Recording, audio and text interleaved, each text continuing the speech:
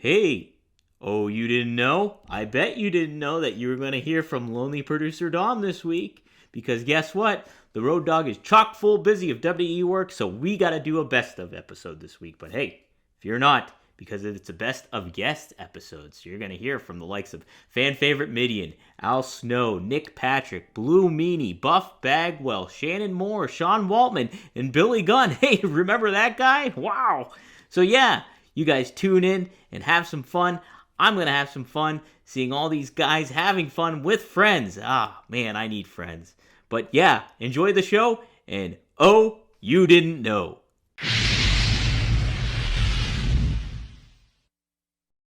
Oh, you didn't know? It's that time, so come on down. We're walking in the Dogg Pound Road, D-O-double-G, Dogg and Cash. Talking shop, reminiscing on a flashback. Hall of Fame name with a legacy that's long. That's the legend of the Armstrongs. Questions get answered, oh, you didn't know? Let's start the show. No. Oh, okay. All right. Okay, wait. Okay, here we go. I've never told this story, and it's probably not the best story for me, but anyway. Okay, so Henry was gone. I'm Mideon at the time, and me and Brian were traveling together, and Brian was angry at something, and him and Tracy, who I asked out before he even saw it, and she blew me off and went to Brian. So you're welcome. So we were in the back, and Brian was going. Him and Tracy were fighting about something, and he throws his phone like towards the wall, like he did all the time. Those phones were indestructible back then, and I like literally just stuck my hand out and caught it, and he grabs it out of my hand and throws it on the ground.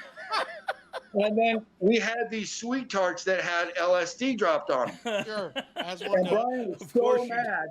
Yeah, of course we did.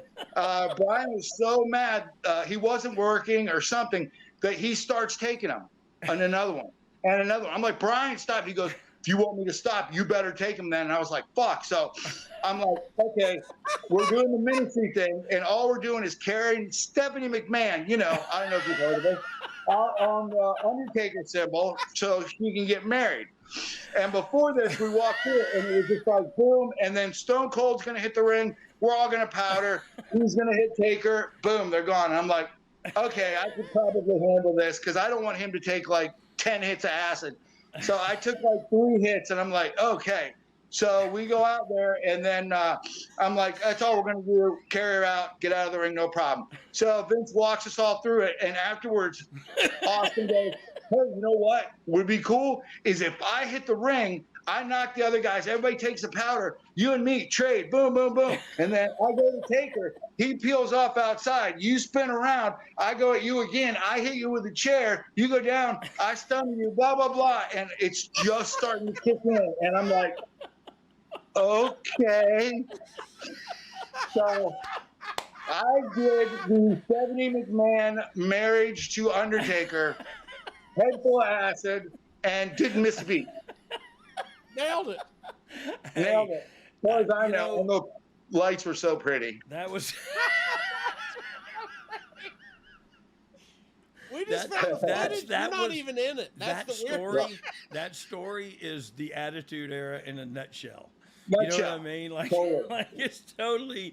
That's all we could tell, dude. We would come to TV, and there was a guy who had this stuff, and everybody would get it, and they would go to the bathroom and blah blah blah, and then still just tear the house down. Yeah, and poop. So, Yeah, poop.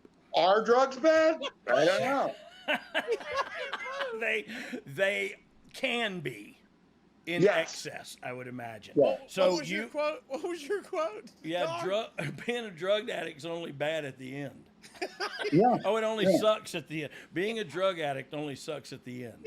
Like that's I the, was very lucky in not. I mean, I did everything, but I would wait till till after work, and I could get up and do. I really never, didn't have that addictive gene that like kid and that would like bam bam bam bam bam before the matches, bam bam bam. I'm like, oh no, just wait. Well, actually, I'm gonna chalk that up to Henry because I always had him, and I didn't want to disappoint him Yeah. or Undertaker. And the bad influence over there Yeah. was the only one that I got to play with. It was me. Yeah. I I was the couldn't tell bad. who he's pointing to. I thought, wow, he's heard of me. It was me for sure. No, I So was pointing to Taker. He's sitting right there. I didn't want to see I'm getting lost already. Let me focus back to the story. You and I were driving, we were driving and leaving your house in is it Jonesboro? No, it was down in Stockbridge. Close. Very Stockbridge. close. Where did Doc Holliday? Where was he from? He was down in Griffin. Oh, Griffin. Yeah. Okay. I don't know why I thought about that. That's anyway, all right. you were, because you're cool like Doc Holliday. You were driving, and so in the oncoming traffic, there were 2 lanes, but that Yeah. outside lane was merging or was forced to merge into Yeah. one lane. Well, we're driving in the lane, and you see this kind of as we're talking, and I'm tearing stuff up in my lap to try to do twist one up that I'm not good at. Yeah. And so you see these 2 cars racing, like this car's not gonna let this car merge, and this car's gonna merge, by God.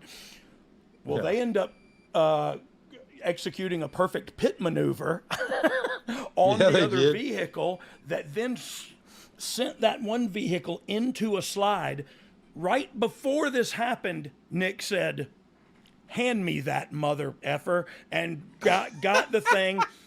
The cars, and I'm not even kidding. I get the goosebumps every time and excited every time I tell the story, because it's straight out of a friggin' what's the movies? Fast and the Furious. Yeah, Fast and Furious, whatever. those So he says, "Give me that." He has in one hand, he has the rolling paper, the papyrus, and the said Mary Joanna, and so he's holding it. The cars now are spinning at us as if we are entering a car wash, but the foam brushes are actual cars, and so. He, with one hand, licks it, goes down into the right between 2 cars that are flying by us, and dirt and crap flies all over the car. He twists the joint into a perfect joint the size of my pinky, and we got right back on the road and never stopped going 35 or 40 miles an hour. And it was a life-altering moment that I don't know if people believe. I don't even care. You know what I mean? I don't care, because I was sitting right next to the man that did it. And we were going to TV in downtown at Center Stage. Center Stage, yeah. Yeah, I think we were going to And TV. Cheryl, my wife, had just bought that car and was letting me and Brian and all people take her new car to Center Stage. And this happens, Is that how you remember it, Nick? Yeah. Oh, yeah. Like I had to put a burn hole in every vehicle that we already had.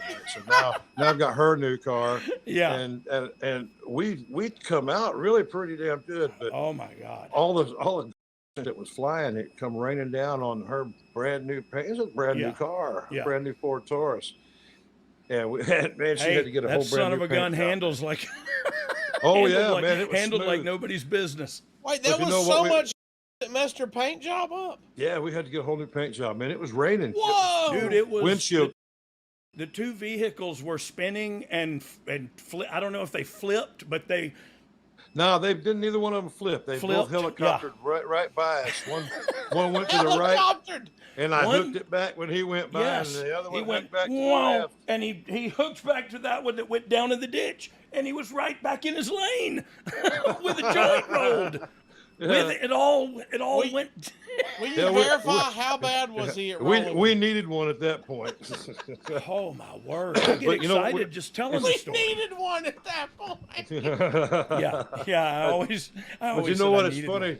It's funny what we talked about earlier about still being here. That story right there is a testament that both of us still had things to do on this earth. There you go. I can tell you right now, I ain't that damn good.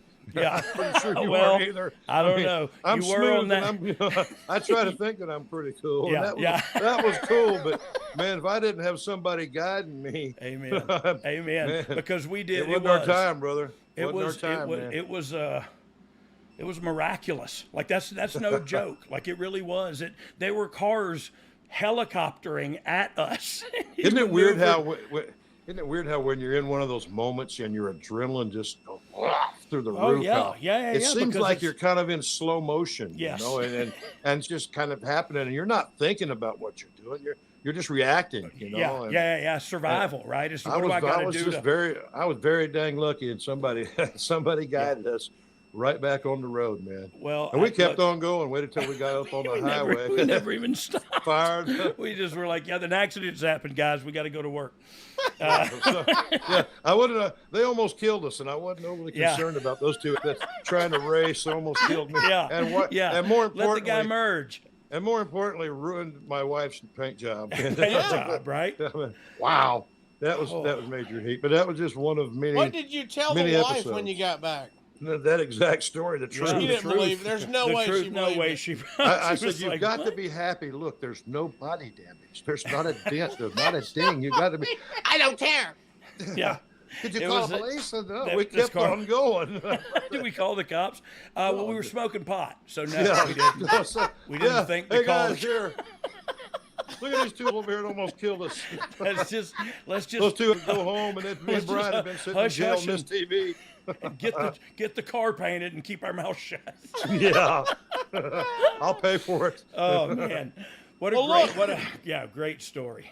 Then that's the reason why I really didn't fight back in my first go around in WWE. Is you know, first thing in my mind is my grandmom and my mom and stuff like that. So when I left WWE, I had done an interview and I forget what it was. I was like, I had a great time in WWE, but I said JBL was a bully. Yeah. So and I think flash forward to One Night Stand. The WWE guys are in the ring with the ECW guys, and the big clash happens. And me and Bradshaw had a real life fight on live pay-per-view. He got me from behind. I was already busted open from 2 nights before. Sandman got me with a ladder, so I had staples on my head. That's them ladders. Yeah, and as if you would have, you couldn't have hit it any better. I just needed, boom, right on the spot, and I'm like, around, and it just turned into a hockey fight. Yeah, and the truth of it is, it was sloppy, and I don't even remember it, and I'm sorry about that, dude. But I'm sure it was sloppy and not good for the direction of the story or anything. It's every time a fight breaks out, that's the case. You know what I mean? And it's like, look, I don't want to stand up for him because I believe you're correct about he was a bully, but I believe he was a bully until you said, stop bullying me. And it was also in a time where there was a weird transition where this was accepted and this is not accepted. And it was all in that time where it was a little bit over the not accepted line. You know what I mean? Like people don't accept this anymore, but yet it's still happening. And so I don't know. It's one of those things that it's going to happen, right? It's bound to happen. If somebody's going to act like that, they're bound to get swung on. Yeah, and when they brought me into SmackDown Raw Super Show in Sacramento, and of course Dreamer calls me, goes, Meanie, this is Tommy. We want to bring you in. This has nothing to do with Bradshaw. We want to do a BWO reunion. I was like, all right. So first time I get this has nothing to do with Bradshaw. Which was he has got a bad poker face, Yeah. I knew it had everything to do with Bradshaw. Yeah. So I get to the building and Johnny Ace finds me and goes, "Hey, you're wrestling Bradshaw tonight." I went, "What the fuck?" Dreamer. Yeah. Hey, he got you there. He got you to the arena. Yeah. You can't say no now. So he's like, "Yeah, you're wrestling John. You're going to hit the moonsault. You're going to pin him 1, 2, 3." I went, "Does John know this?" Yeah. Oh yeah, he loves it. So I was like, "Oh shit, man." So I'm standing around, milling around. And I see John come in. I'm like, "Oh yeah."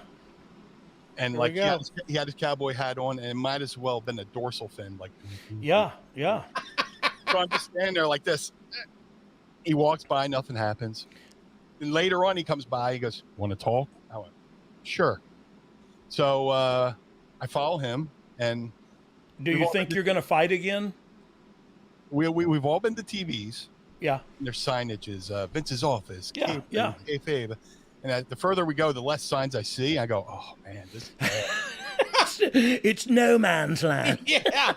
If we walk into a room and there's plastic on the floor, I'm fucking running. Yeah, there's no witnesses. Yeah, it's like Pesci and Goodfellas. Yeah. You know. Hey, in all honesty, I want to hear what you say and then bring me back because I want to say something. How did it go? So we got into a room. I stood in the middle. He locked the door behind him. Turned around. It's like, we can either fight or we can make money. I was like, John, I never wanted to fight you. And I said, quite honestly, I was always a fan of yours, but I don't know what I did to, bring this on me. And we had a man-to-man.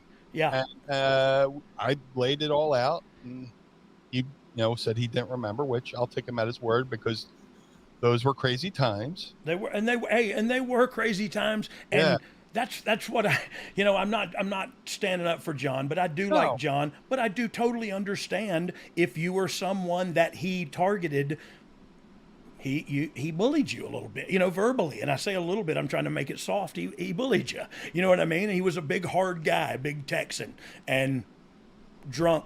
You could add in those descriptors as well half the time. You know what I mean? And that's just the truth. Nah, but he said, he talked. He's like, I like you guys. I love the ECW guys. I pushed to have Balls and Axel brought in, which, him and Axel wrestled in Global in Texas for a little bit. Yeah. So we shook hands, man. And that was like the ultimate. If you ever have a weight on your shoulder, and you hear, I'm sorry, and you shake hands. Yeah.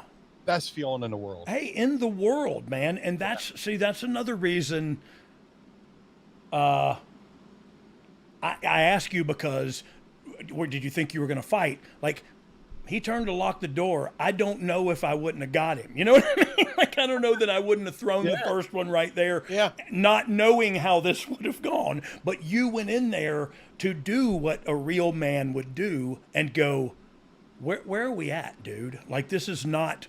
And so I don't know. I think that's super cool. But John had a reputation to protect, so he didn't want any witnesses when he apologized and hugged you.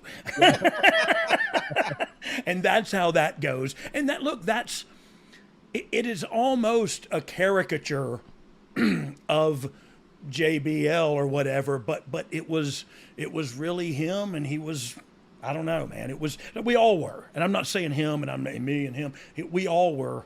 I can't believe you said I was one of the nicer ones to you, to be honest, because I know I was just like that too, to some individuals. And I'm not happy about it. It was just, you're old school, but there's a new school, and now you've been in the new school longer than the old school clout you carry, and now, you know what I mean? It's a very political and vibe, energy created business and locker room, and man, it was in that transitional period where the old days are gone now, dude. And it was just one of those things, and I'm sorry that you had to do that, but I also loved hearing the story and encouraged people listening.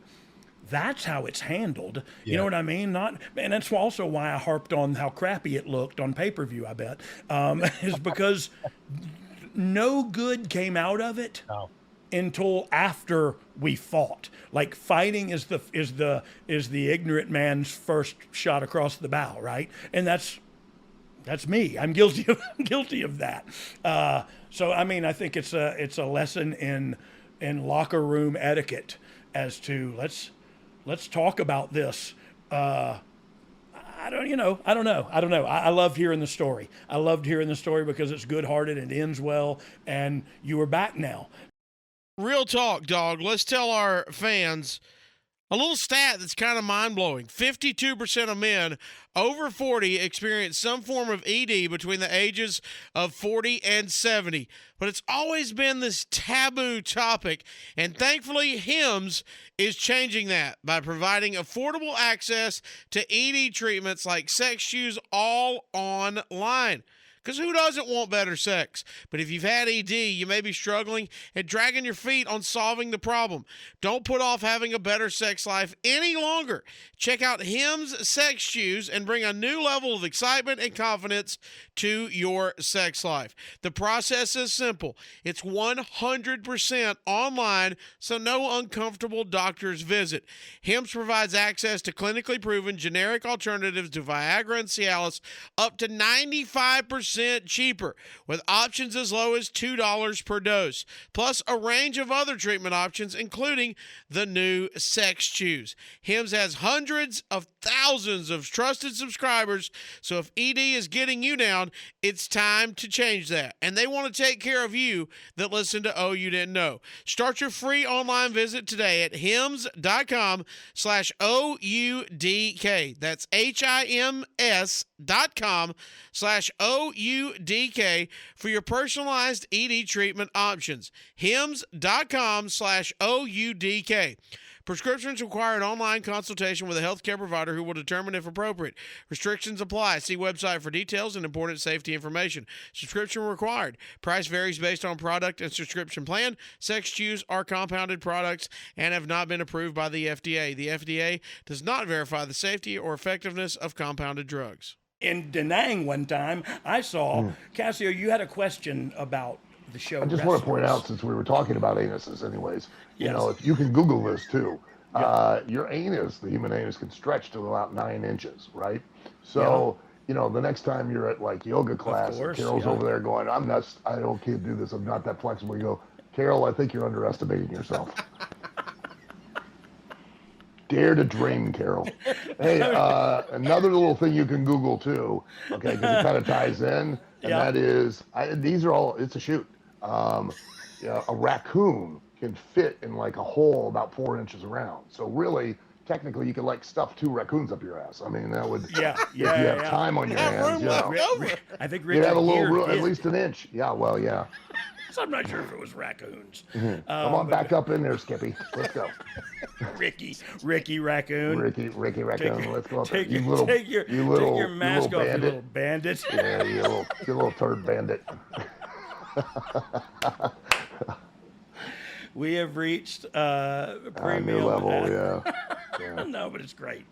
No. It's exactly what this podcast is all about. Al, nobody's really listening. This is for you and I and Cassio to fly on the wall. It's all just for us. We're just catching up. You know what I mean? Same amount of people listen to this as showed up for practice 2 days ago. That's right, yes. No motivation. The truth is, Al, and I don't know if there was a time in your life when this was a thing, but I remember just needing to get into a wrestling ring. Yes. You know what I mean? Like, I just need to get in one, and once I can get in, any opportunity I had to get in one, I was getting in one. You know what I mean? Yes. And so that to me is, if there was one across town, I would have been there. You know what I mean? Like, I would have been there. I wanted to do it. And I think that's where the frustration comes in, you know, sometimes because, you know, I remember when, you know, I would be in the ring for hours, you know, and you had to kick me out of there, you know, and, you know, to have an opportunity like this, like, you know, back in the day, if you'd have told me what grocery store she was coming out of, I'd just say, make sure it's canned good day so she can't push the cart too fast, and I'd run her over, you know, just to get this chance.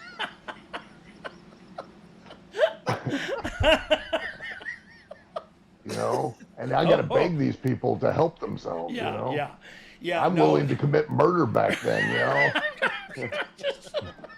The old A&P, you know. Look, you willing to chase a dreamer, aren't you? Yeah, I'm willing to chase her in with a grocery cart. That's what I'm willing to do. She's bloated in the stream behind my house. Yeah. She's bloated in the stream with a raccoon in it. Yeah, with 2 raccoons up her ass. Yeah. Yeah. 2 Ricky raccoons.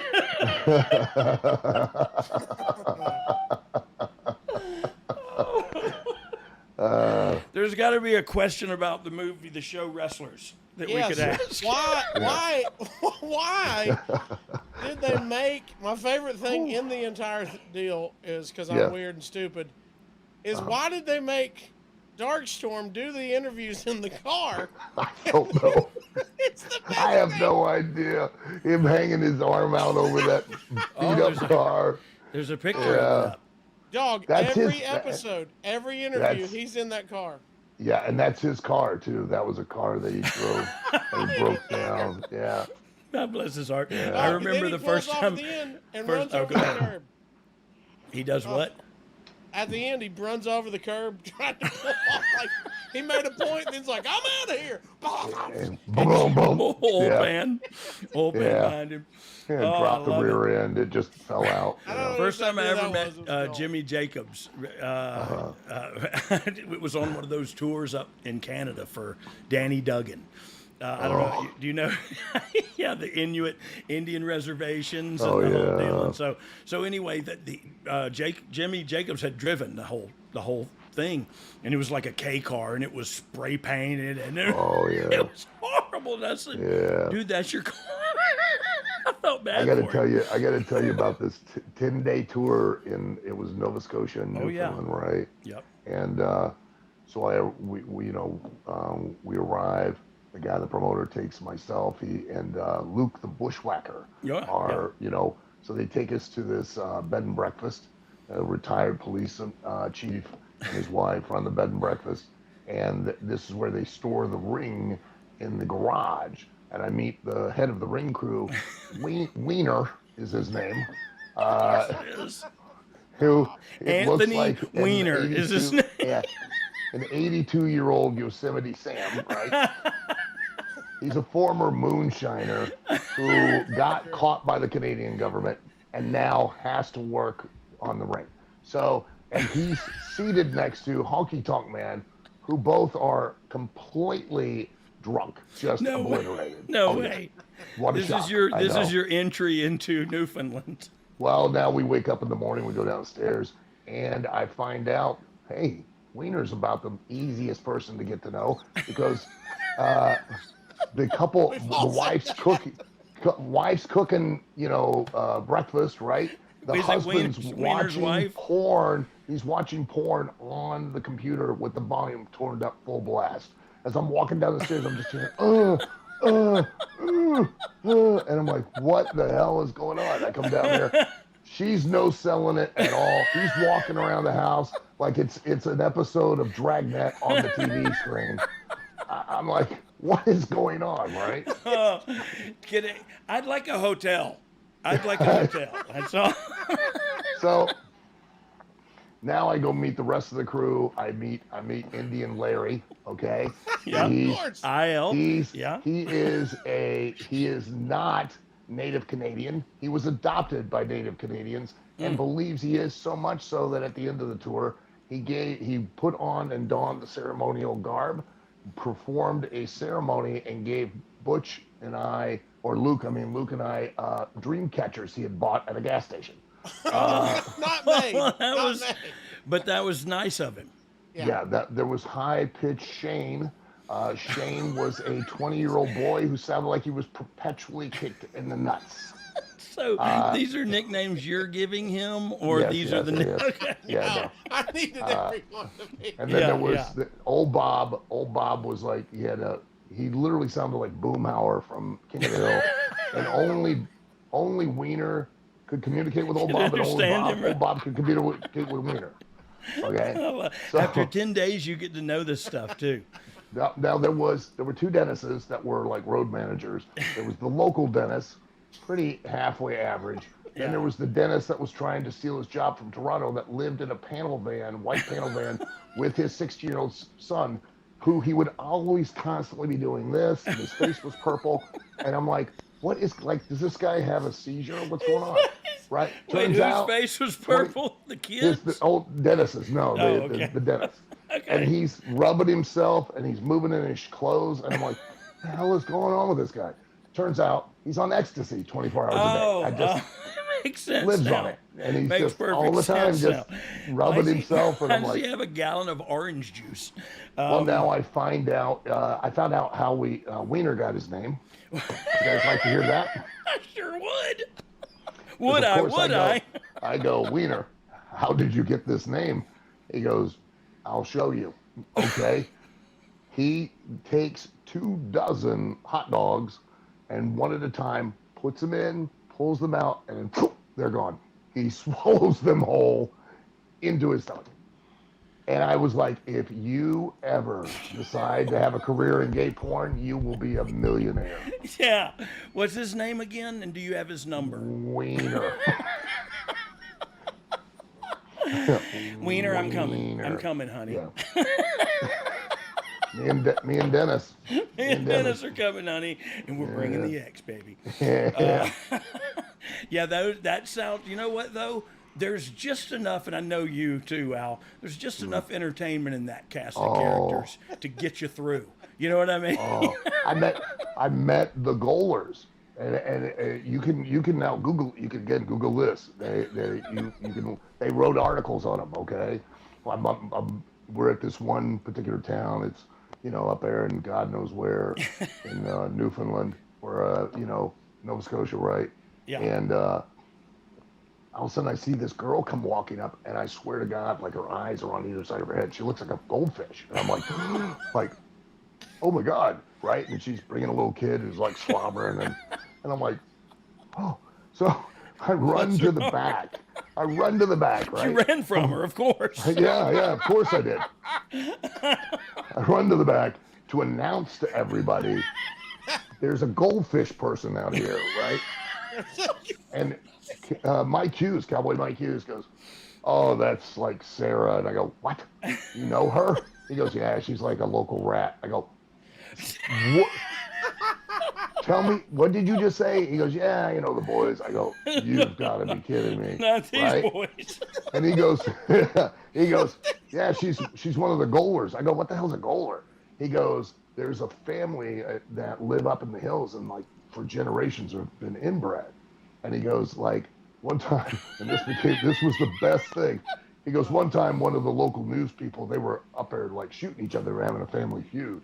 So the local newscaster decided he was going to go up and do, goalers. Darn. He was going to go up and do an investigative report, right? Yeah. So he goes up and he interviews the patriarch of the family, the old man. And he goes, sir, I hope this doesn't offend you, but there have been reports of incest up here. And he goes, insects? Ain't better be no goddamn insects in here. I sprayed last week. And I went, if I'd have been that reporter, I'd have just looked at the camera and went, back to you. My investigation's over. We're done. We're done here. Insects. Better not be no goddamn insects up here. I sprayed it last week. And was serious. We're done. Goaler, we're shooting straight. Yeah. Well, thank you, Mr. Goaler. We're gonna. We're just gonna leave that right there. Back to you in the Goaler. studio, Jim. Maybe you can talk about the in weather. Yeah. How did we get to Wiener not being the incest group? You know what I mean? Yeah. The Goalers were. The Goalers, man, and she was one of them. Bless her heart. Read the the article. I'm gonna go and look it up. Yeah. You found it pretty easily, Dom. Dom's got his guy's phone number in his Rolodex. That's and let's be honest. I mean, that's the one greatest thing. Like used to, I get all like worked up. Now I just embrace it. Yeah. And it's like I get to live in Ripley's Believe It or Not land all the time. All the time, and they're paying you. And they're paying you if you can keep that perspective, because that's at the end of the day, that's what it's all about, is keeping the proper perspective. And if you can, that's why I said I know you, because I know you would be looking for the entertainment out of these cast of characters, and then prodding to get more. Would love to have been on that. Yes, I call it facilitating you being able to live your life to its fullest. All. You know what I mean? That's all. Is it too much to ask? I don't think so. I say we push the boundaries. I agree, man. I can't wait for season 2, Wrestlers Nova Scotia. That's what I want. The OVW moves up to Nova. We moved to Nova Scotia. Hey, for real though, who do you have? I don't know if I know the answer to this. I know partial of the answer, but I want to hear you tell us. Who trained you and how'd you get in the business? Like, where'd that all come from? So Ron and Don Harris introduced me to the business. I was working at a gym. They had asked if I wanted to go train with them one day, and I laughed at them and went, no. No, why would I want to do that? But I went one day and those two beat the life out of me for about 2 hours, and I was hooked. Like, because, I don't know why. No, like, I love it. I love it. Somebody asked me this the other day. They go, "What's the difference between back then training and now?" Well, anybody and their brother can get in it now, and they don't have any repercussions to what they do. Like back then, you got the life beat out of you. Like they didn't just go, "Okay, here's how you lock up." They kick the life. They stretch you and do all kinds of stuff and beat you up, and you're going, why is this building falling down on me? This isn't even close to what I've seen on TV. But I think that just, like, I was intrigued. Plus, they kind of told me, they said, "Hey, you're athletic, you have a good personality. This is kind of just built around you. If there's just some things you need to work on, like we all do." Yeah. And I loved it, and then couldn't get enough of it, and hooked up with Bart, and then just me and him just, well, he beat me up too. Hey, you said you had a good personality. You're definitely the one with the nice ass. You know what I mean? Yeah, like, so let's not say you're the one with the good personality. Well, that got me to where I am today. Hey, speaking of Bart, did he come into training with you, or were you guys friends, or where'd that come about? So me and him met each other at a school that nobody went to. Because Ron and Don were working the Memphis and Nashville and all that territory at the time. Yeah. So they were never, and I was still living in Florida, and they just happened to come home because their mom still lived there. Yep. So that's how we ran into each other. And I knew them from school and stuff, but I didn't have anywhere to go. And they said, "Hey, Eddie Mansfield has a school that nobody really goes to, but there's a ring that you can kind of mess around in, and he might show up once in a while." But just so happened, me and Bart happened to go there at the same time, and we introduced each other to each other. And then we looked around and went, "Who is here supposed to train us?" like, is there somebody going to train us, or do we just do? So nobody would ever show up, but we had a little building and we had a ring. So me and him set up a TV and started watching, and then would do it to each other. Yeah. Now, that is the biggest mistake of all time, because you have two guys that don't have a clue, and we're just trying to run a spot. Absolutely killing each other. Like, don't have it. And then we just happened to run into Blackjack Mulligan. He kind of took us under his wing, and then we started doing some stuff at Universal. We were just kind of a natural fit because we both didn't like learning at the same time. And I was already, when we did the cowboy thing, I was that my whole entire life. So it was easy character-wise because I didn't have to work on that, because I was that. It was the wrestling part and trying to mesh both of those together that was the hard part to kind of get together. Yeah, how's and Ryan, if I'm going off, how's Bart doing? He's good. Yeah. He doesn't. Do you stay in touch with him a lot? His business. He was a master electrician out at the Cape before he started wrestling.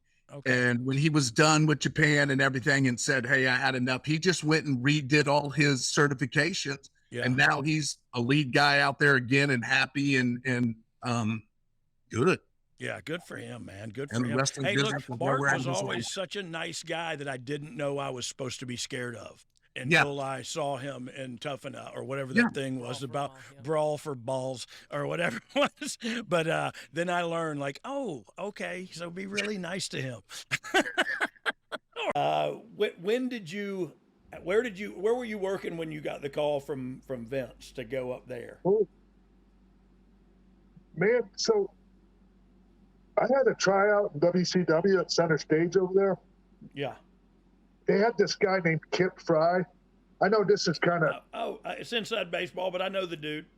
But I mean, this is a long answer to your question. okay, yeah, it's okay. We got time. But I like telling stories. Yeah. So Kip Fry, got the, he was the boss there. They brought him in as the boss, and he had heard about me through the, the newsletters, the dirt sheets or whatever, however you want to call them. So he brought me in for a tryout, and I got to work with Bob Cook, who is great. Holy mackerel! Yeah, Bob Cook is great. Did you know him from Florida? Yeah, I knew him real well. He was really good to me before I got into wrestling. Yeah, he's really good. He's a really good dude, and he's really good in the ring. And great. He was a great worker. Yeah. Not just a great punch, but just everything. Timing, everything. Everything was good with him. Look, he got a shot at Flair and stuff on TV. You know what I mean? Like they didn't just let anybody do that crap. Bob's good, man. And so I had this really good match. I mean, I didn't show wrestling and a lot of psychology, but they just told me, another Magnum TA told me, go out there and just do all your stuff. So that's what I did. and I was over in that building. They knew who I was. Yeah. And I thought for sure I had a job. And I never thought WWE was going to call me. Ever. Really? You know, I just didn't think I was, big enough. You know? Yeah. I wasn't what they were casting. And exactly. And so as soon as I had that tryout, Kip Fry was gone literally like the next day. And they brought Watts in, Bill Watts. Yeah. And I wasn't Watts' idea, so I didn't, And plus, Bill probably watched my tryout and just saw me flying all over the damn place. Yeah. I did a couple cool suplexes, but he probably was like, "What is this shit?" Yeah, I mean, he probably was, and somebody should have nudged him and said, "The future." But I get it because, like you said, I was bummed, man. I was bummed, and but then I had this match with Jerry Lynn, and I were a team at Minnesota, and we would go to Japan a little bit for a smaller company. Yeah. Well, I was going to say long story short, but I can't really say that. Keep it coming. Long story longer. Yeah. No, tell it, dude. That's what we're doing. Yeah. So anyway, Hawk quit WWE or got fired or whatever it was. And he ended up teaming with Kensuke Sasaki, and they were called the Hellraisers. Yeah. Well, their debut was on this show in the bar that Jerry and I had our matches in. And so I kind of booked the match. I put a lot of the matches together. I was the booker. Yeah. Kinda. And so I booked Jerry and I versus Masa Saito and Brad Rangitz. Masa loved me, and he booked me. They brought me to the New Japan Super Junior tournament. After that. Yeah. Yeah, that's cool. And so I'm getting ready for that, and I get a call from Sergeant Slaughter saying they're having tapings. And I've told this story a lot, but I don't mind telling it again to you.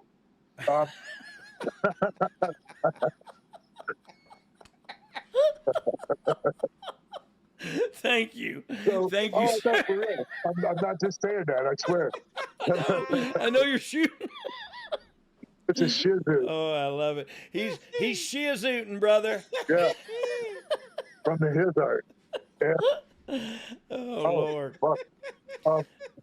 I don't even know where we were. I'm listening to So I'm promoting this show at the same time that all this is going on. Yeah.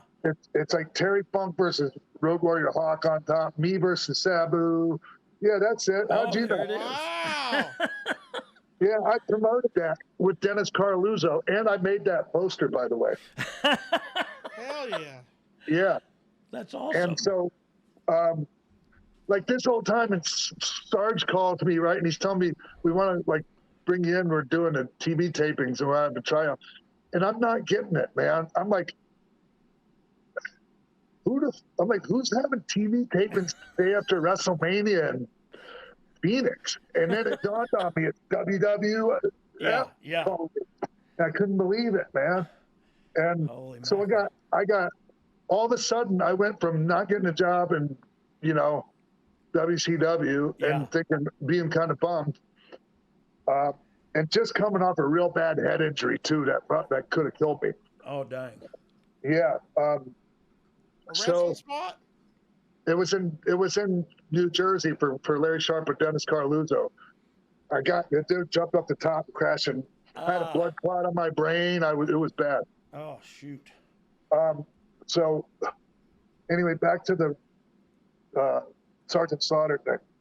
So I went from the cup being empty to the cup runneth over almost, right? Like, yeah. How was that when you got that call and realized it was holy mackerel? Yeah, well, I did everything I could, like, to get. I was already, working frequently. Yeah. Young. I'm freaking young, man. I'm like 20 or 19, 20, maybe. Yeah, like 20. So wow. Hey, yeah, I just knew you just got to put me in there, man, and I'm gonna get this job. Yeah. That was I had no doubt. So did you have a tryout match with them? They brought me to Phoenix, and man, I was so concerned that I was going to get one of the underneath guys that's just always there, like a Virgil or whoever. Not going to name any more names because I don't want to hurt feelings. Yeah. And because they're not going to go out there and do all my shit with me. No, and they're not going to want to, and they're not going to. Right. So Tony Gurria comes up to me and he goes, "You see anyone here you think you could have a good match with?" And I went, "Louis Spicoli." I mean, he didn't even get finished saying it. Yeah. Did you work with Louis before? No, I just knew he was really good. You just knew of him and knew him. Yeah. Yeah. We knew each what other. Year was that? What year was that? 94? 93. 93. Yeah, it was the day after WrestleMania 9 in Caesar's Palace when Brett dropped the belt to Yoko, and then Hulk came in 2 seconds later, won the title from Yoko. All I remember wasn't that it's the like one the with, worst WrestleMania ever. Was that the one with Elegante? Yes, exactly. Yeah. That's all I remember from that one. Yeah. Oh Lord! So and it was Kurt the day Hennig, after. And Kurt Hennig and Lex going out there, and Lex being all excited to work with Kurt, and then Kurt getting out there, and as soon as he locked up, he went, "Where are we at? What are we doing?" Oh Lord! Lex was like, "Oh my God!" Anyways, been there a time or 1,000. So yeah, no, I had this match. He went over that night, but I did a lot of cool shit. I did all my stuff. Yeah. And got a nice, nice feedback as soon as I came back. Who saw you Who saw you that kind of you think like went and said, "Hey, he's let's get." Well, I know. I'm gonna tell you who came up to me right away. Oh, was okay. Your favorite, Brett the Hitman Hart. Look, but him coming up to you, and look, a lot of my stuff is bull crap for the business, for the podcast heat. But as far as him coming up to you after that, holy crap, that's Bret Hart. It was huge for me. Yeah, it would have been huge. It was huge for me, and I can't remember if it was I think it was the first night. But anyways, they asked me to come back the second night in Tucson. So they brought me back the second night. They had me work with Louis again. They gave me music and had me go over. Oh wow. Yeah. That had to feel good. And then so afterwards, Brian, and you'll appreciate this. Yeah. I stood outside of Vince's office for hours waiting for him to come out so I could just get even an eye contact. Yeah. And so Kurt and I already knew Kurt from Minnesota. I hung with him a little bit at the gym and everything. Yeah. And worked out with him at Brad's. Like I actually tussled with Kurt out at Brad Reagan's camp. And so Kurt walks up to me and he goes, "You want a job?" And I'm like, "Yeah." And he walks in to Vince's office. No way. And then I don't know if he even said anything about me. Then he walked back out. And then Vince walks out a little bit later and he goes, "I really appreciate you." He came up to me and I'll be darned. How when he wants to, man, he'd charm your pants off. You know what I mean? You just go like, "Oh my God, he sounds good. He said he likes me. He really likes me." That's so cool, dude. And that's in '93, you said? Yeah. And then it was I don't know. It seemed like forever, but it was only probably a couple of weeks. Him and Pat called me, and they ran the whole storyline by me. The whole thing, the whole Razor, all of that, man. Yeah. And he's telling me, "Yeah, we have Razor Ramon. He's one of our top guys." And I'm like, "I know exactly." I know who he is. Yeah. You know how he is, right? He Yeah, makes sure. He sells it to you, man, and you go Yeah. like, and it makes you go like, yeah, I know him. I know. I work. And he was like, and then he was like, how do you feel about it? Like, what do you think of that? And I'm like, It's the what do best. you think about it? Yeah. It's the best thing I've ever heard in my life. It was. Of course it was. I couldn't believe that was how, like, usually it's just come in like vignettes if you're lucky and have a few squash matches, and then either you're over or you aren't. Yeah, they had I guarantee you, Pat or somebody had that. When they saw you go, they thought, oh my God, this is the story we've been waiting to tell. Pat knew me through this dude named Roger Buck, a friend of his from Minneapolis, who seen me on the show. So yeah. I guarantee you, Pat was just like, oh my God, I've been waiting to do this. We did this in 72 and so, you know what I mean? Like, and then he comes in and he wins and bada bing. Yeah. Oh, I could hear him pitching it, man. I missed that. Heck yeah. I missed that. Talk about what you've been doing for the past 5 months. Exactly how it came down was I had a car wreck in 2020. And it was a really bad car wreck. I went in and ran through a building and right behind Cumberland Mall in Marietta, Georgia here. And it was a really bad car wreck to where usually, like we do, we usually come out of them unscathed. This one left a mark, and it was a big one. It was my right patellar tendon on my right knee. It exploded in the car accident, which led to a surgery back in August of 2020. And from there, they tried to rebuild my patellar tendon with a gastrocnemius flap. It's a big, long word, ends with flap, and which basically means they bring your calf muscle up to your knee and they rebuild your patellar tendon.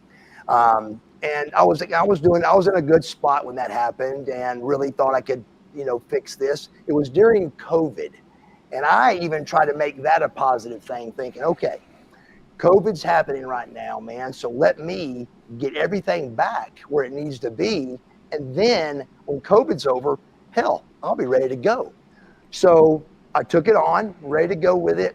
We had the surgery during COVID and all that. So physical therapy and all of that was during COVID. Oh. So getting good PT and physical therapy on my knee wasn't as good as it could be if it wasn't for COVID, because with COVID, things slowed down and the mask was going on and appointments were canceling. So truly what happened out of it was I wasn't doing the right physical therapy. Along with not doing the right physical therapy, the actual surgery just didn't go well, and I got staph out of it. Oh. After I got staph, I went to the hospital for 7 weeks. In that 7 weeks, I had 21 knee surgeries.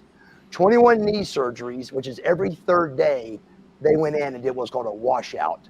And that was called a surgery. And if they're going to call it a surgery, then I'm going to call it a surgery. So 21 surgeries later, I step out thinking, okay, let's get to work now. We still can do this and get back where I'm okay. And it just wouldn't get better. And then these 2 more wounds happened on my leg, which was now a total of 4 wounds on my injury from the injury. And they just kept getting worse. And then I just couldn't get no answers. No doctors wanted to see me until the wounds were healed. And normally Mark Bagwell he hurts it, but then I fix it. And for all of a sudden, I wasn't able to fix it this time. And I was like, what is going on? So when I can't fix it, that's not good. And that enters self-medication. And so that enters pills and alcohol and trying to fill it up with other things besides good things. I was filling it up with anything that it would take. And by doing that, it just set me back so far that Dallas and everybody else started noticing that my knee wasn't getting better and I was getting worse. Yeah. So I'm getting ready to, fly out of town somewhere, doing something I wasn't supposed to be doing. And Dallas had a meeting at his house. I was supposed to meet with Jonna, my niece, and Steve Yu. And I show up and it was kind of an intervention kind of setup, kind of thing. And I didn't know what was coming at me. And I think they thought I was probably going to fight them on it, like, And I was listening, then I was denying things, of course, denial, lying, and all that. And finally, Dallas comes over, grabs my phone. He goes, "The phone's gone, bro. And you got to go to rehab. You're leaving right this second.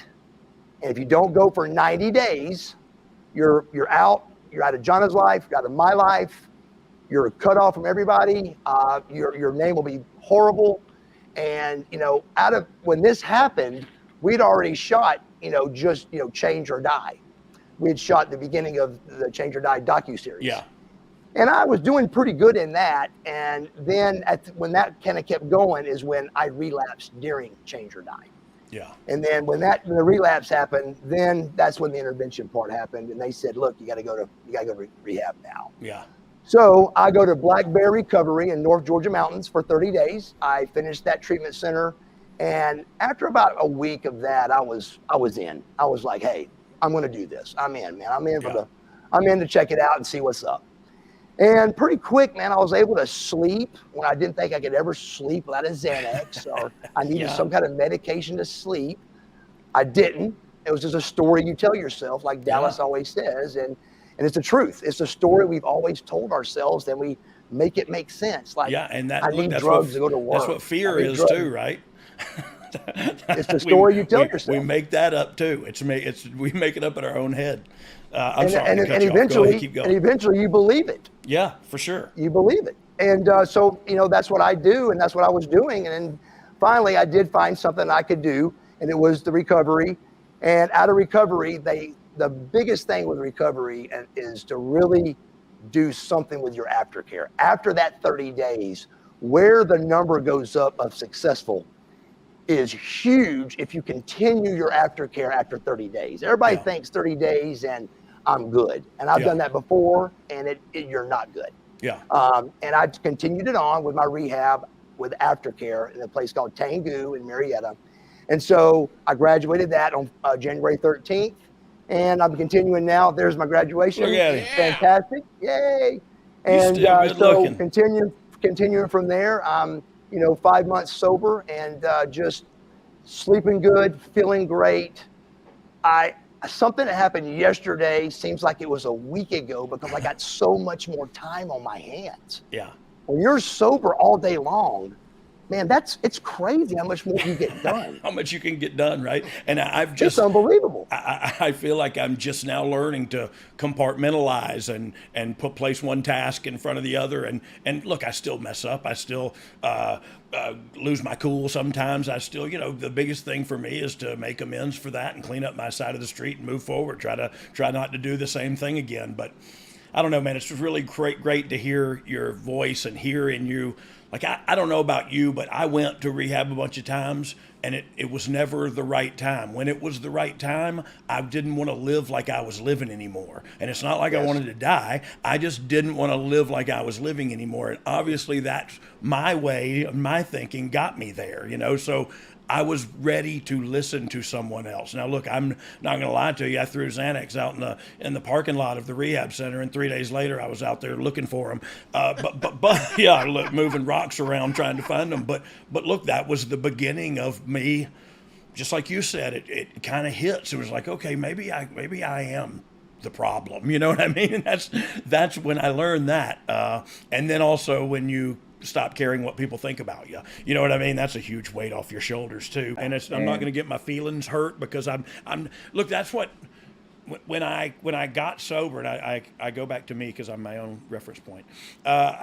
When I got sober, it wasn't to get my job back or some crap like that. It was to save my life and save my marriage and save my relationship with my children. And you know what I mean? For all these other reasons.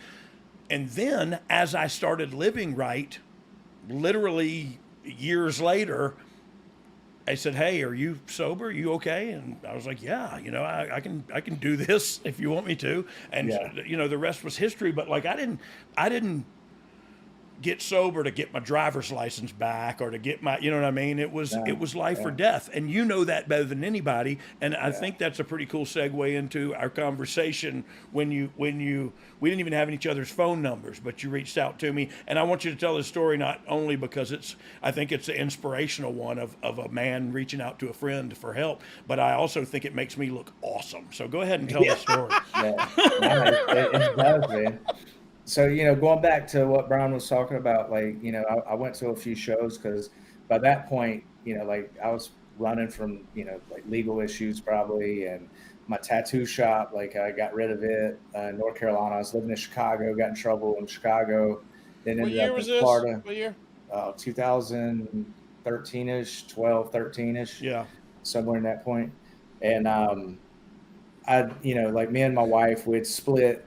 I had a house in Cocoa Beach, and I'd left that, just me being unfaithful and the whole, everything that goes with addiction, man. Everything that goes with being a drug addict. Yeah. And then I was like, well, I'm gonna go back to North Carolina. I'm gonna open a tattoo shop. And I did. I went back, worked one of the craziest business deals you could possibly work. I bought a whole block of commercial real estate for $8, and my lawyer signed the paperwork, and I ended up with this commercial real estate where my tattoo shop was. That could have, if I would have been smart, I would have made millions. Yeah. But I ended up having to sell it to one of my friends whenever I ended up in treatment. But anyways, that last week out, man, like I had this plan, like, everybody else had done this to me. I was blaming, including my wife. Yeah. And I put this plan together, and the plan was to take somebody's life, so that way I could go to jail for the rest of my life, or end up killing myself. And I was going to drive to Florida. I didn't have a vehicle, so one of my buddies let me borrow his truck, and I took the truck back to my tattoo shop, loaded up my guns and my pit bull, and bought a bunch of heroin, and I drove on my way to Florida. And just as I'm driving, like all this stuff's running through my head.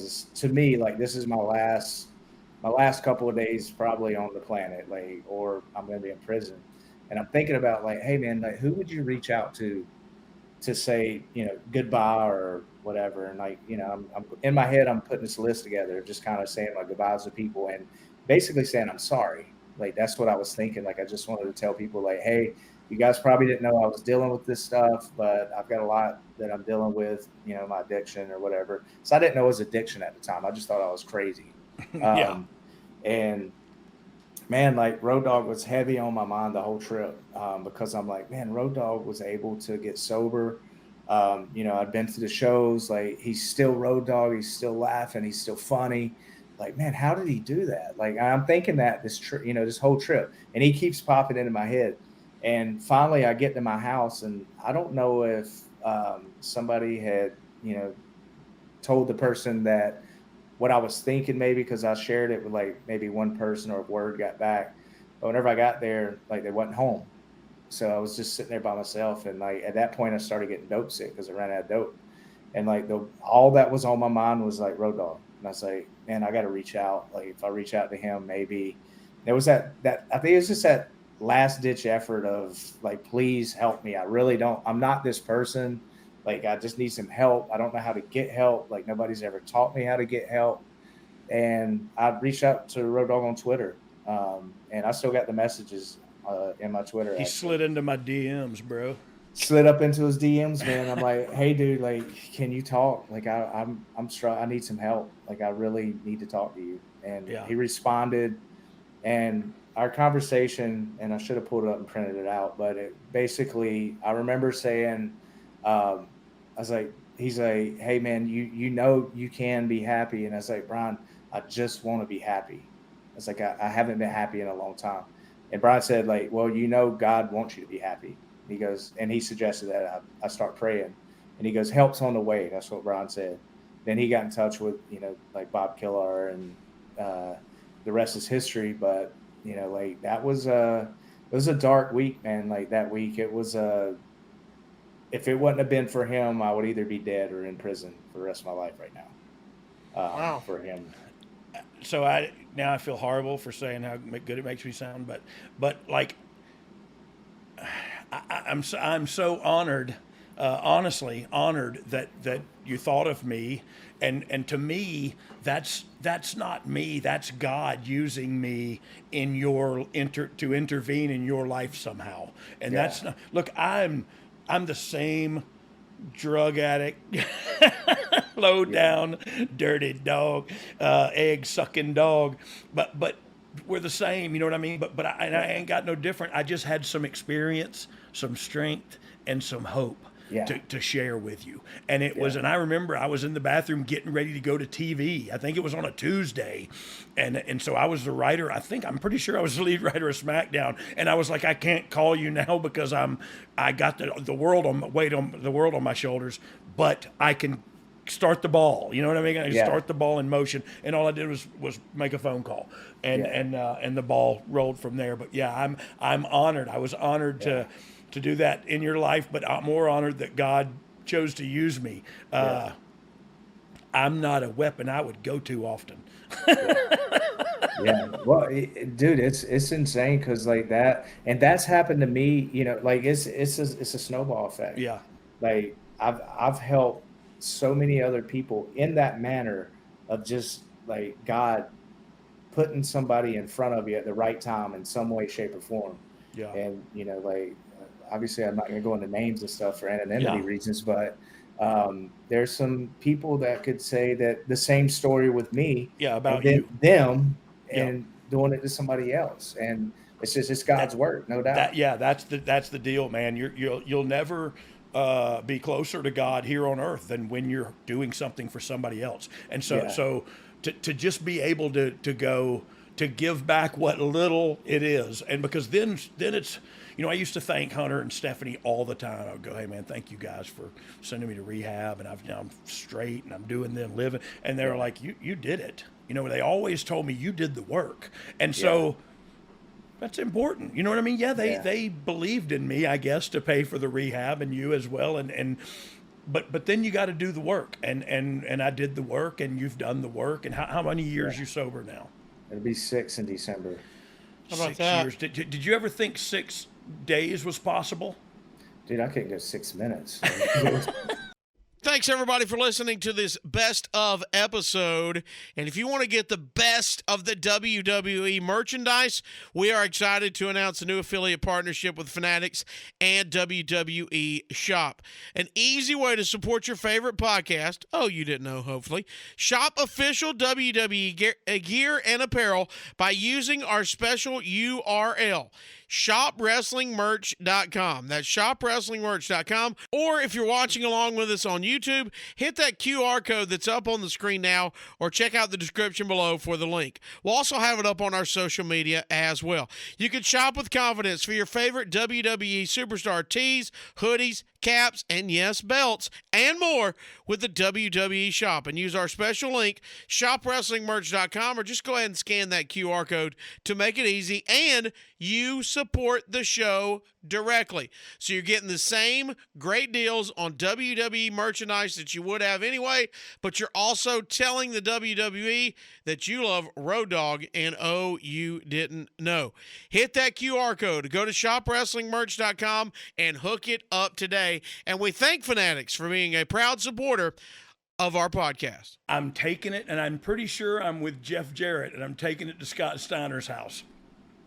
This is the same time that I think it was the same time that we did the zebra truck, and I took it, sold it to Jeff for $1,500 or something. What was the zebra truck? We literally spray painted a Ford F-150 like a zebra. Zebra stripe. Yeah, yeah. The people that sponsored our band, the guy that owned Farmer's Furniture, and his wife was like our manager. So they had a truck, a delivery truck, and they had to get a new one, and they gave us the one that had the most miles on it for us to use for the band. Yeah, to drive they around. They took it and they spray painted it black and white zebra stripe, man. It looked like this was I know my neighbors had to be going, oh my God. When was this, 94? I wasn't, but thank goodness I don't live in a gated community. Huh? Yeah. Well, that's why I wouldn't live in one. Exactly. Because I might want to park my friggin' zebra truck out front. Exactly. We were taking it to excuse me, we were taking it to Nashville, but on the way to Nashville, we were dropping the dog off at Steiner's. We ended up putting a new battery in the truck, but me and Jeff Jarrett put it in backwards because we don't know what we're doing. And so it breaks down, you know, right near us. Scott Steiner actually come gets us. We go to Robbie's house. Robbie gets a phone call, and you shared this. You share Rick Steiner. Rick. Okay. Rick. I'm sorry. I'll call him Robbie. All right. Yeah, his name's Robbie. But he gets a phone call, and it's about the fight that you witnessed actually with Vader and Orndorff. And so you told that story. I think I never have heard you tell it, but I was there when he got a phone call from Bubba. I think it was Ray Traylor. Wow. And was, you know what I mean? It was just like 20. It was wild, brother. Yeah, crazy. But you were there. What happened? Oh, man. What was it all over? It was, Leon showed up late, and they needed to do pre-tape interviews. And Paul was an agent. They sent Paul to go get Leon, and Leon was in a mood that day, man. Don't rush me. Don't rush me. I'll be there when I get there. That's kind of rude to talk to Paul that way. Yeah. So Paul kept his cool, and he went back, and he goes back to test him again a second time. So now Leon is out in the hallway there at center stage, and they had a pile of 2x4s on the floor down there. And Paul come up to Leon and went to say, "Hey, look, man, we really need you to do this." And Leon said, "Yeah," or something. And he shoved Paul, and Paul took a bump down onto the pile of wood. Oh no! So he shoved him first. Oh, he shoved him down onto the pile of wood. I did not in front of everybody. Oh yeah, no, there wasn't nobody out there. I was the only one in the damn hallway. It's one thing to talk to him that way. Yeah. Just for a couple reasons. One, because of his position, but two, because he's Paul Orndorff. Exactly. But to put his hands on him, please continue. I'm in. So Paul come up off of that pile of wood, brother, and oh my God, he come at Leon, and the fight didn't last long because Leon took like one swing, and Paul ducked and caught him with a right immediately, right on the button, man. Bam! He popped him, and Leon looked like he took that Ric Flair bump, man. He went to take a step with his left foot. There wasn't nothing there. He went face first all the way down to the concrete. Blah! Oh, just down, dropped him cold. But he was still moving a little bit, right? Yeah. Now Orndorff is still wiggling. Orndorff's got friggin' flip-flops on, right? So he starts now I'm like, and now everybody has heard what's going on, and the two locker rooms are starting to empty out. Yeah, they're emptying, and a big crowd is circled around this. And most of the guys that are circling around are guys that Leon had beat the shit out of in the ring. Yeah. And it looked like a damn prison fight, man. They were like, kill him. Kill him. I think one guy even had a blade out, I think, man. It was friggin' insane. One guy was duct taping. He was duct taping phone books to his arm. It was freaking insanity, man. But Orndorff now he punched Leon. Leon's down. So he's got friggin' flip-flops on. He starts punting him in the face. Bam, bam, bam. Oh, and I mean, literally, he did it like 5 times. Good flesh sounds. Oh, man. Just boom. Yeah. Everyone.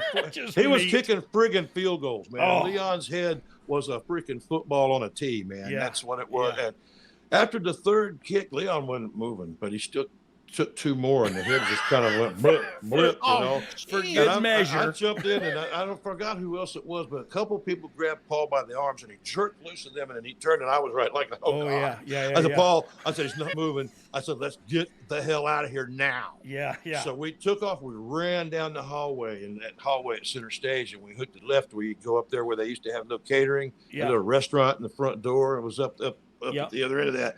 So I said, wait here. Let me make sure to see what's going on. Because we didn't know if he was alive or dead. He wasn't moving. He took 2 straight on, just block the last 2. But what's more impressive to me is the one that knocked him out. Yeah, but it knocked him out. It was really the first punch. He ducked Leon's and bam. Yeah, it was well delivered and well placed. Dad, I talked about Orndorff being a. So I love it. So that was round 1. We was peeking around the corner, and I saw Leon come up to his knees, and he had all kind of blood and stuff. He was bleeding bad. And So they got him in another room, and they got Orndorff. You know that little room that was kind of like a kitchen sink they had where Pop used to hang out all the time. Yes. It was like right when you first come down that ramp and hooked a right in the hallway. That first room, that's where Pop always was, and it had sinks and stuff in there. And so anyway, Pop was in here with his stuff, and I was sitting in there with him, and they brought Orndorff in. So Orndorff is over there, and he's washing. Had you already told your dad? Yeah, Pop. Had you already happened said, right outside the door. He whooped his. Yeah, it happened right outside his door, but Pop, he wasn't getting out of the chair to come see that shit. There's a scuffle going out there. Plausible deniability.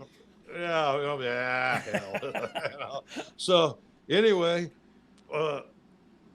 Paul's over there, and he's washing the blood off, and so they bring Leon into the room, and why a couple folks to keep him apart. And Leon goes, "Yeah, wash that blood off. Yeah. And then Orndorff looked at him and said, "Ain't my blood, it's yours, you big douchebag." And then they locked up like two bulls again. And it got pulled apart real quick, the second one. It wasn't really a whole lot to it. Yeah.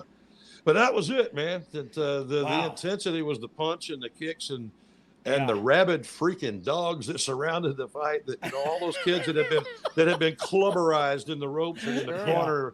I was one of those kids. Oh yeah, so man, they were like, kill him. It was unbelievable. It was crazy. Here's where there's the thing, always be coachable. Yeah. Always learn the lesson. So the deal with me and Bradshaw happened, and they brought me into Sacramento. It was July 4th. Talk about for people like me, who don't know what happened between you and Bradshaw. Are you free to talk about it or no? Oh yeah. I mean, we're cool now. So yeah. I just don't know of the incident. Okay, so long story short, my first, stint in WWE. Yeah. Me and Bradshaw just didn't get along. I thought he was surprise. Yeah, I thought I loved you. And the fucked up thing is, I was a huge fan of his going in, and just like things in the ring, things said on airplanes. I get it. And I'm like, hey man, I could say something, but I'm supporting my grandmom and my mom. Yeah. Well, so which fight am I going to have, and which one is important? Yes. Yeah. Truth be told. And look, if you're talking to a 30-year-old me, a 25-year-old me, my priorities might be different, but they'd be wrong. Yeah. so you keep going. I'm sorry. No, I mean, the best moment of my life is when Bruce Pritchard called me and said, to bring me into WWE. I hung up with Bruce, walked 20 feet from my bedroom to the living room, and told my grandmom and my mom to put all the bills in my name. They're like, what? They went, what? I went, I just signed with WWE, and my grandmom grabbed onto the chair, her knees buckled, because everybody goes, "Oh, I paid my dues." Well, families pay dues as well. Yeah, yeah. Just like with service people and wrestlers and people that are gone a lot, truckers, and you know what I mean. The family pays the price too. Yeah, they supported my wrestling habit. So man. It was an opportunity then that you got to pay back the most important people in your life. Yeah, my grandmom only lasted 2 years after that, but I made sure she'd have to lift a finger. Amen. Come on, man. And that's what you call living life.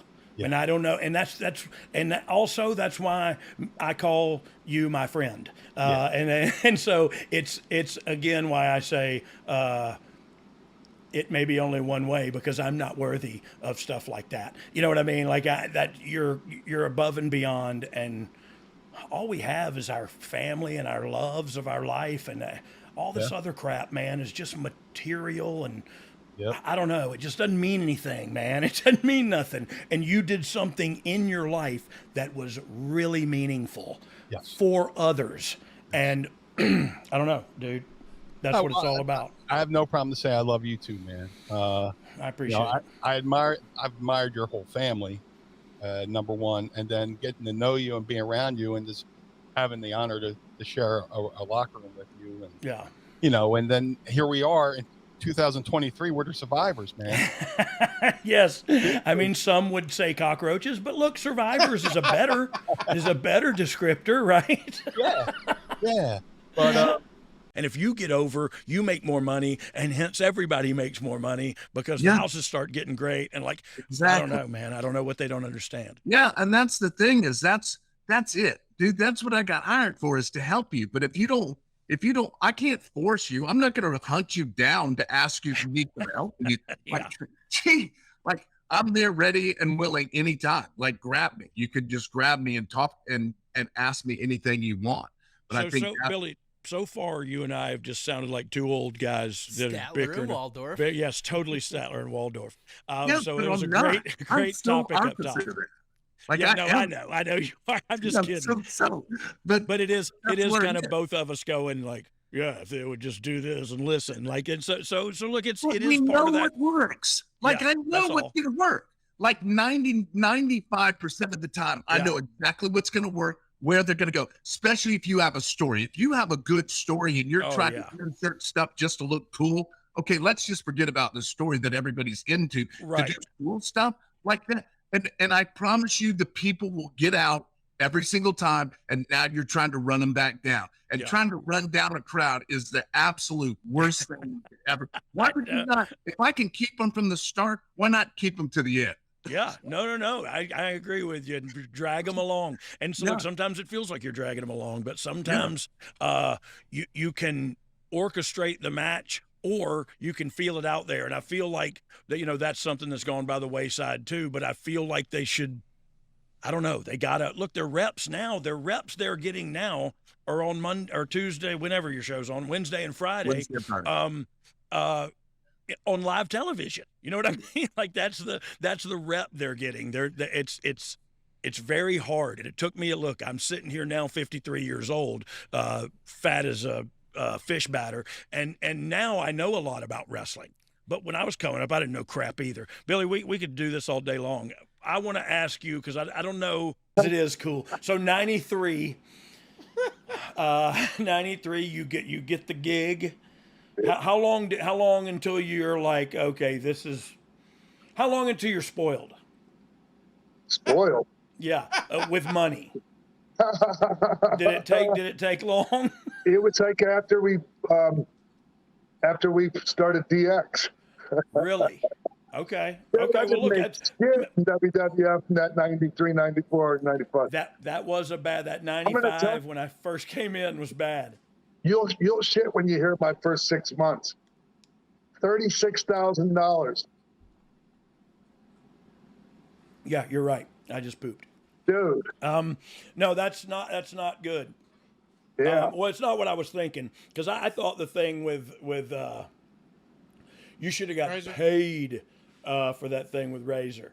There were some guys getting paid there, but not us. No. I get it. And look, when I came in as the roadie, it was on the tail end of that. Like, we were doing those double shots in tent cities and all that stuff. So we were working hard and not making. I was ended up owing them after I got draws. You know what I mean? Your draw, right?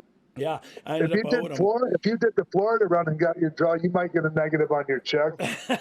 Yeah, that's just how it went early on. But you're right. But like, I was hurting so bad when I got that first call where they said, okay, we'll give you $100,000 a year. I was just like, oh my God, I'm rich. I didn't realize you weren't rich when you made $100,000 a year. Man, no way. Not if you had any kind of a life on the road. Yeah. You had to eat. You have to do something. I mean, I did way too much of something, but I don't know that I would change it. I think about, like, my daughter and I talked about that stunt man who got paralyzed on the Harry Potter stuff. His documentary just came out about him, and Daniel Radcliffe really stepped up and took care of that dude. But I talked to my daughter and I said, I guarantee you, if you talk to that stunt dude, he would not go back and change one thing. Like, he did that for so long on all those movies. Yeah. I made a ton of mistakes in this, but I don't know, man. I wouldn't change a thing. I had a blast. It's just not a good thing to even think about like that, man, because we can't do it. Yeah, you can't. We can't go back. You can't. This is our journey.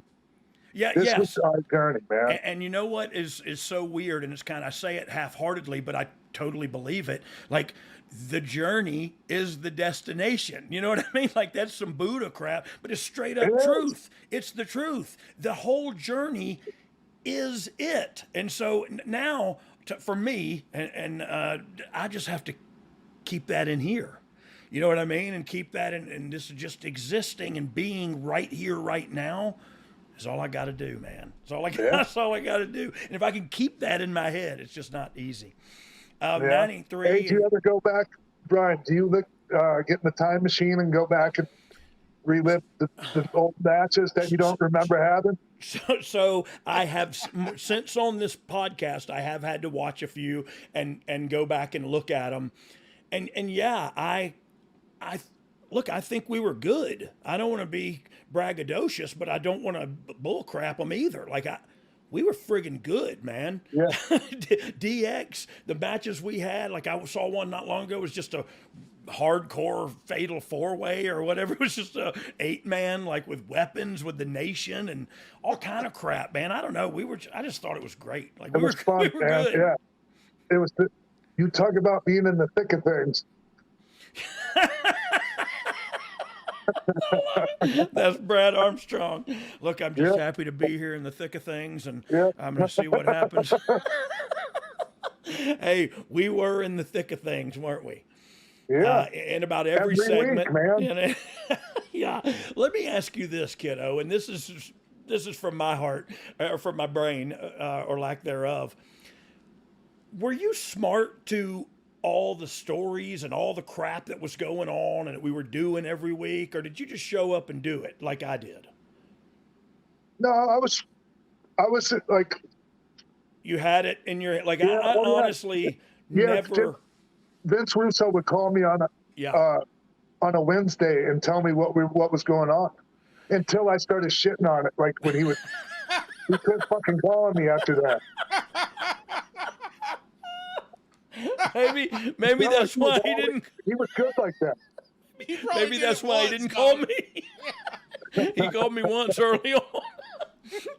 I don't know. I honestly, I think about, because look, I know now, having worked the past decade behind the scenes of the juggernaut, how much goes into this that not only did I not have any clue about, but I wouldn't have known what to do with it had I had a clue. You know what I mean?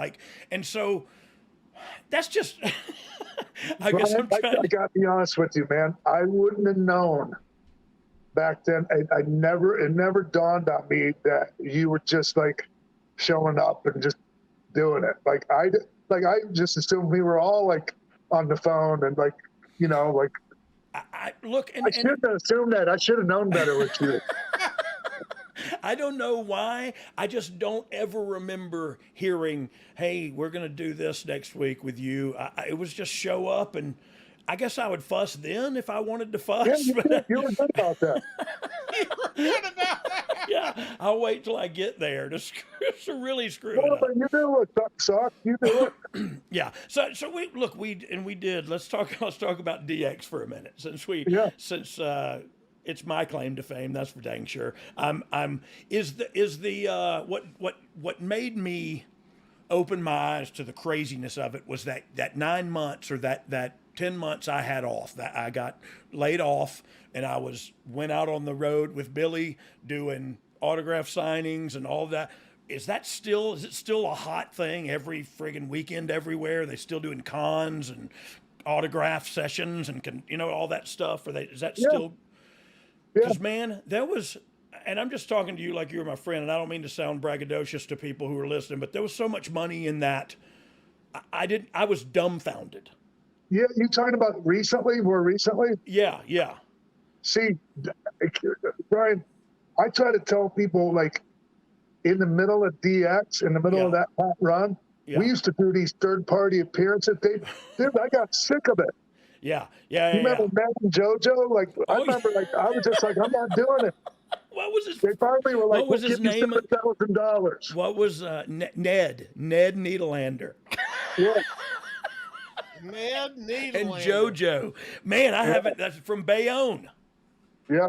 From Bayonne. Yeah, we used to do. They would do The Rock. They would do us. They would do. Yeah, I remember doing all those. I'm good. I made half of the amount of money I made just working for Vince, I made half of that on those appearances in 1 year. Yeah. I don't doubt that at all, because, dude, I was, and we you were doing them every bit as much as I was. I just got sick of it, man. Yeah. It was a lot of them, and it was on the road a lot. But man, they're doing them now. Me and Billy went out and we're doing them. It was just like, this is the craziest thing I've ever seen. I love it. But it was great, but it made me think, like, man, a 2-year run in DX, and 25 years later, I'm signing autographs for making. It was dumbfounding to me, and I don't know, like, maybe if it was like Elvis and Jesus at one table signing autographs, I'd probably wait in that line for that. But other than that, I don't think I'm waiting in line to get anybody's autograph. I thank you. Thank God for you who do that, because you supplemented my income when I was